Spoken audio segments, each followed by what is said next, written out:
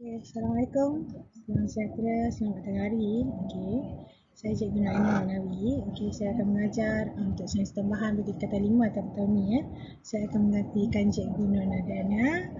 Jadi 5 maju, anda akan bersama-sama saya sepanjang tahun ini. Okey, untuk menjalani kecurangan. So, saya harap semua dapat bersama-sama dengan saya lah. Okey. Saya terus pergi pada bab 1 ya. Untuk tingkatan 5 kita ada 8 bab, okey. 8 bidang. Untuk yang pertama adalah bab 1 anatomi dan fisiologi. Okey, untuk bab 1, okey, subtopik yang pertama merupakan penghantaran impas dalam sistem saraf. So, kita dah belajar ni dalam tingkatan 3. Okey, so ini adalah revision balik. Okey, dan ada penambahan maklumat dalam penghantaran impas dan sistem saraf bagi tingkatan 5 untuk sains tambahan. Okey, jom kita tengok. Okey, untuk hari ini, okey, bidang pembelajaran anatomi dan fisiologi. Okey, semua pelajar anda, okey, waktu kita belajar pada ini, semua pelajar mesti dapat menerangkan jenis, struktur dan fungsi neuron. Okey, dan boleh berkomunikasi mengenai proses penghantaran impas merentasi neuron. Okey, kita akan kenali 6 jenis neuron serta fungsinya dan macam mana impas itu dihantar merentasi neuron bagi bergerak balas terhadap setiap rangsangan. Okey.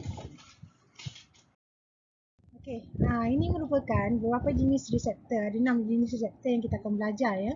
Okey, yang pertama adalah mekanoreseptor. Okey. Mekanoreseptor ni adalah reseptor yang respon terhadap rangsangan mekanikal seperti tekanan dan regangan contohnya seperti sentuhan. Okey, contoh organ yang terlibat merupakan kulit. Okey, untuk mekanoreseptor adalah rangsangan mekanikal seperti tekanan dan regangan seperti sentuhan. Contoh organ yang terlibat adalah kulit. Okey, kemudian untuk fotoreseptor. Okey, fotoreseptor respon terhadap rangsangan cahaya. Contoh organ yang terlibat untuk fotoreseptor ni adalah mata lah. Okey, kalau contoh tiba-tiba cahaya silau, kita akan kedipkan mata. Anak mata akan iris mata kita akan mengecil. Okey, itulah merupakan fotoreseptor. Okey, kemudian pergi pada termoreseptor. Okey, termo merupakan suhu lah. Okey, respon gerak balas badan terhadap rangsangan suhu seperti suhu sejuk ataupun panas. Contoh organ yang terlibat merupakan kulit. Kemudian untuk baroreseptor. Okey, baroreseptor merupakan respon kepada tekanan dan kadar perubahan dalam tekanan. Contohnya tekanan darah dalam salur darah. Okey, jenis reseptor yang terlibat tu adalah baroreseptor, perubahan tekanan. Okey, kemudian nociceptor. Okey, nociceptor itu untuk respon kepada rangsangan kesakitan seperti haba dan kerosakan tisu. Okey, contoh organ yang terlibat adalah kulit lah. Okey, jika kita luka, sakit, tersentuh objek bahan yang panas, so nociceptor ni akan menghantar impas. Reseptor yang bergerak balas. Kemudian last sekali adalah kemoreseptor. Kemoreseptor merupakan reseptor yang memberi respon terhadap rangsangan bahan kimia seperti bau dan rasa. Contoh spray perfume, kita bau wangi kan. Kemoreseptor yang ada pada bahagian hidung kita ni dia mengesan. Mengesan rangsangan bahan kimia. Contoh lain selain pada hidung adalah lidah, merasa. So ini adalah 6 jenis reseptor yang kita akan belajar dalam 1.1. Kita ulang struktur sistem saraf manusia. Flash balik, ini dah belajar waktu form 3 ya. Sistem saraf manusia terdiri pada dua, satu sistem saraf pusat dan satu lagi sistem saraf periferi. Ingat, sistem saraf pusat terdiri daripada otak dan saraf tunjang. Manakala sistem saraf periferi terdiri daripada saraf cranium dan saraf spina. Saraf cranium adalah unjuran saraf yang ada pada bahagian otak dan saraf spina adalah unjuran saraf pada saraf tunjang. Ingat balik. Ini kena ingat. Sistem saraf manusia merupakan sistem yang paling antara sistem yang paling penting. Okey, untuk memastikan koordinasi dan rangsangan kita terhadap sebarang gerak balas adalah dalam keadaan yang seimbang dan tepat dengan rangsangannya. Okey, gerak balas kita terhadap rangsangan itu adalah tepat dan betul. Okey, ini kepentingan struktur sistem saraf manusia. Okey, berikut merupakan turutan aliran impuls. Okey, bermula pada rangsangan, kemudian ke reseptor, dan reseptor akan menghantar impuls melalui neuron eferen, kemudian dihantar ke otak. Otak ada tafsir. Okey, kemudian impuls tu dihantar melalui neuron eferen ke efektor. Okey, barulah berlaku gerak balas. Efektor itu sama ada berlaku pada otak ataupun kelenjar dalam badan manusia. Kita tengok contoh ya. Okey. Telefon, bunyi deringan telefon. Okey, jadi bunyi deringan telefon ini merupakan rangsangan. Okey, kemudian faktor reseptor yang ada dalam telinga manusia akan menghantar impuls saraf ke otak. Okey, otak akan tafsir, kemudian impuls saraf dihantar ke efektor, sama ada otak atau kelenjar melalui neuron eferen. Kemudian barulah berlakunya gerak balas. Jadi gerak balas kita akan sentuh skrin telefon untuk menjawab panggilan telefon tersebut. Gerak balas penghantaran impuls ni berlaku dengan sangat cepat sebab terdapat berjuta-juta neuron yang ada dalam kita punya badan. Jadi ini adalah contoh turutan aliran impuls. Macam mana bila adanya rangsangan dan gerak balas yang kita lakukan itu adalah bertepatan dengan rangsangan yang diterima. Semuanya ditafsir oleh otak ataupun saraf tunjang. Apa itu neuron? Sel-sel saraf dalam sistem saraf yang menghantar impuls dalam sistem saraf dalam bentuk isyarat elektrik. Impuls dihantar dalam badan kita melalui isyarat elektrik. Ada 3 jenis neuron tadi. Ada neuron eferen, interneuron dan neuron eferen. Neuron eferen menghantar impuls dari reseptor. Dari reseptor ke sistem saraf pusat. Sama ada sistem saraf pusat sama ada otak ataupun saraf tunjang. Eferen menghantar impuls dari reseptor ke sistem saraf pusat sama ada otak ataupun saraf tunjang. Untuk interneuron dia menghantar tadi kan daripada reseptor pergi ke otak saraf tunjang. Interneuron pula menghantar impuls saraf dari neuron eferen ke sistem saraf pusat dan dari sistem saraf pusat ke neuron eferen. Dia turutan ni, dia ikut turutan. Mula-mula reseptor hantar impuls melalui neuron eferen, daripada neuron eferen hantar ke sistem saraf pusat, otak atau saraf tunjang. Di mana pada otak dan saraf tunjang ada interneuron.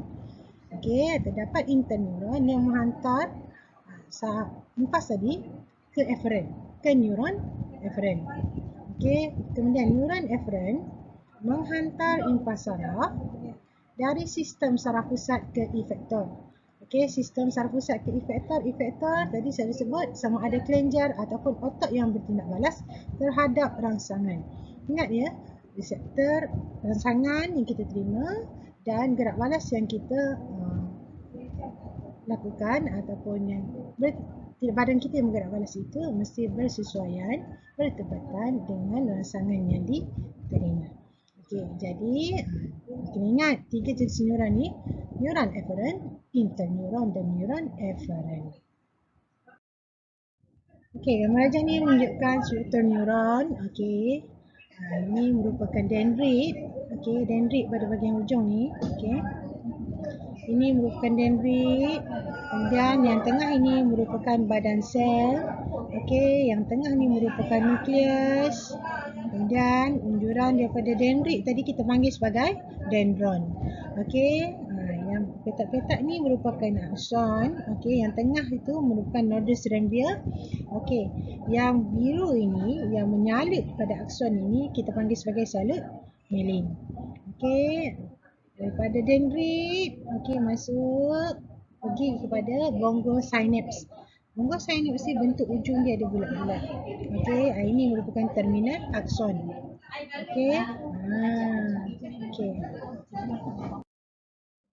Tengok struktur neuron dan fungsinya. Ini merupakan fungsi bagi struktur neuron. Kamu tengok badan sel, fungsi dia untuk mengintegrasikan isyarat dan mengkoordinasikan aktiviti metabolisme.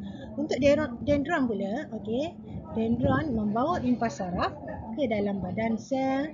Untuk akson membawa impas saraf keluar dari badan sel. Dendrit yang akar tadi tu, yang halus ujung-ujung tu, untuk menerima impas saraf.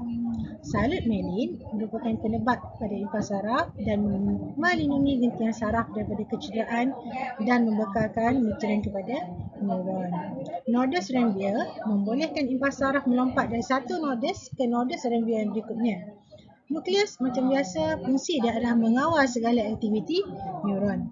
Okey, terminal akson menghantar impas saraf keluar daripada badan sel ke bongo-sinaps, manakala bongo-sinaps menghantar isyarat ke sel otak, sel kelenjar ataupun dendrit neuron yang lain. Maksudnya, bongo-sinaps ni antara satu neuron dengan satu neuron lain, dia akan menghantar isyarat.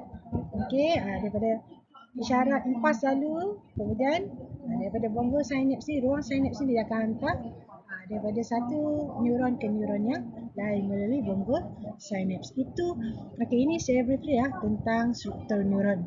Okey, nanti insyaAllah saya akan sediakan latihan di mana kita boleh tengok contoh soalan sebenar, macam mana soalan akan bertanya tentang struktur neuron dan fungsinya. Okey, gambar ajar ni merupakan 1/6 ni merupakan jenis penghantaran impas saraf. Okey. Mula kita terima rangsangan, okey, reseptor akan membesar rangsangan, okey, daripada dendrit, kemudian impas dihantar, okey, melalui akson. Ini merupakan salut melin ya. Salut melin yang melindungi akson. Okey, impas dihantar secara penghantaran elektrik, okey. Tapi apabila daripada satu neuron ke neuron yang lain, okey, penghantaran secara kimia. Ini merupakan ruang sinaps antara dua neuron. Okey, ini merupakan mitokondria, ada bongo-sinaps, okey, dan tapak reseptor. Okey, ini daripada kalau dalam neuron, impas dihantar melalui penghantaran secara elektrik, tapi bila melibatkan antara satu neuron dengan neuron yang lain, okey, penghantaran impas ni adalah melalui secara kimia. Ini contohnya. Bongo-sinaps ni tadi kan, terdapat mitokondria, okey, kemudian ruang sinaps ni akan menerima impas lah, okey, melalui penghantaran impas secara kimia. Ini merupakan tapak reseptor. Okey, tapi semua yang berlaku dalam badan kita ni, penghantaran impas ni berlaku dengan sangat cepat. Okey, jadi tindak balas kita cepat. Okey, dia tak lambat sebab kita ada berjuta-juta neuron dalam badan kita yang bergerak, yang bertindak balas terhadap setiap rangsangan. Penerangan yang tadi penghantaran impas di sepanjang neuron, okey, secara isyarat elektrik yang melibatkan perubahan cas pada membran. Okey, kemudian penghantaran impas merentasi sinaps antara satu neuron ke neuron lain secara isyarat kimia yang melibatkan neuron pemancar. Okey, ini penghantaran impas merentasi neuron. Ini maksudnya satu neuron ke neuron yang lain. Okey, ini terminal akson neuron penghantar.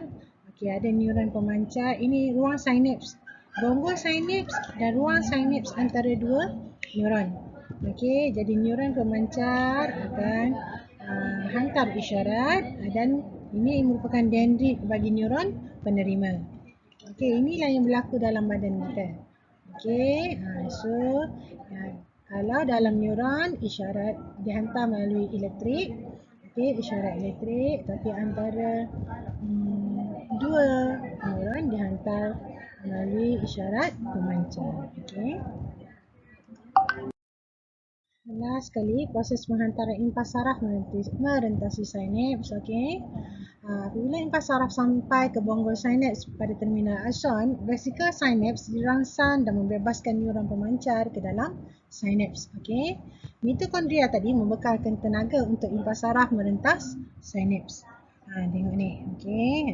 Ini mitokondria. Dia bebaskan tenaga. Okey, untuk merentas sinaps. Sinaps ni, sinaps. Ruang sinaps ni dua ruang antara neuron. Okey, neuron pemancar akan merentasi sinaps ke dendrit neuron penerima. Gabungan antara neuron pemancar dan reseptor pada neuron penerima akan menghasilkan impas elektrik yang baru. Okey, bila dia rentas, okey, antara ruang ni, kita panggil neuron pemancar lah, isyarat pemancar. Tapi bila dia masuk pada ruang dendrit neuron penerima, okey, isyarat yang berlaku seterusnya itu menghasilkan impas isyarat elektrik yang baru. Okey, penghantaran impas merentasi sinaps melibatkan penukaran impas elektrik kepada impas kimia. Okey, isyarat kimia, dan penukaran impas kimia kepada impas elektrik semula. Okey, itulah yang berlaku. Okey, jadi ini merupakan proses penghantaran impas saraf merentasi sinaps. Okey, saya tahu agak pening untuk hari pertama kan, tapi tak apa. Tengok video saya, cuba buka buku teks, okey. Cuba fahamkan, dan untuk modul sudah di resu, okey, dan saya akan agihkan bila kita bersemuka lah. Okey, jadi buat sementara ni boleh tambah bahan bacaan, okey, boleh tengok nota saya akan berikan dalam bentuk PDF. Okey, para pelajar boleh view, boleh tengok video ni dan baca nota dulu lah. Okey, apa-apa soalan kamu boleh rujuk dan tanya saya. Okey. Okey, bye. Assalamualaikum. Salam sejahtera.